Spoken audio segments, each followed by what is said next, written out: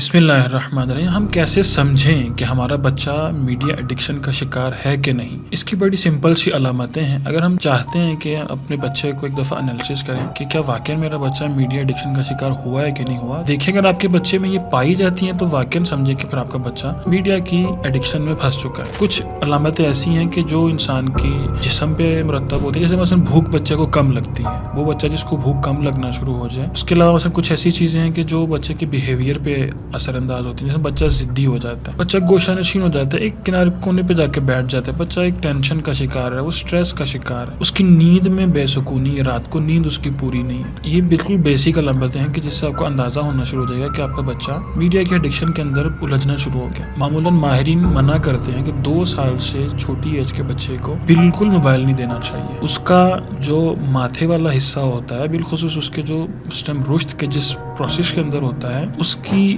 جو میڈیا کی جو موبائل کی ریز ہوتی ہیں وہ بڑی خطرناک ہوتی ہیں اور وہ اس کے دماغ کے اندر ڈائریکٹ اثر کرتی ہیں جا کے، جس کی وجہ سے فیوچر میں بچہ مختلف بیماریوں کا شکار ہو جاتا ہے، اور بعض بچوں کی قوت مدافعت کم ہونے کی وجہ سے وہ جلدی مشکلات میں جو ہے نا وہ پھنس جاتا ہے۔ امام علی رضا علیہ السلام فرماتے ہیں کہ تمہارے پاس کوئی نعمت آئے تو اس کی قدر و قیمت اس سے پہلے کہ تمہارے ہاتھ سے چلی جائے۔ اگر یہ ہاتھ سے چلی گئی تو یہ واپس نہیں آتی۔ تو اگر ہم اس روایت کو تھوڑا سا اپنی اولاد کے اوپر آ کے فٹ کرنے کی کوشش کریں تو اللہ نے اولاد ہم لوگوں کو ایک نعمت کے طور پہ دی ہے۔ شادی شدہ جوڑے کی زندگی کا سب سے جو اچھا محصول ہے، اچھی نعمت اللہ جو اس کو دیتا ہے، وہ اس کی اپنی اولاد ہے۔ کوئی بھی ماں باپ یہ پسند نہیں کرے گا کہ اس کی اولاد جو ہے وہ کسی ایسے چور ڈاکو کے ہاتھ میں چلی جائے کہ جو اس کے اوپر ظلم و ستم کرے، اس کو مارے، کڈنیپ کر لے۔ تو ظاہر ہے ماں باپ کا کلیجہ منہ کو آتا ہے انہیں پریشانی سے، ٹینشن سے۔ آپ کچھ دیر کے لیے اس کو میڈیا کے اینگل سے دیکھیں کہ میڈیا ایک ایسا ظالم اور ایسا ڈاکو ہے کہ جو آپ کے بچے کے شعور کو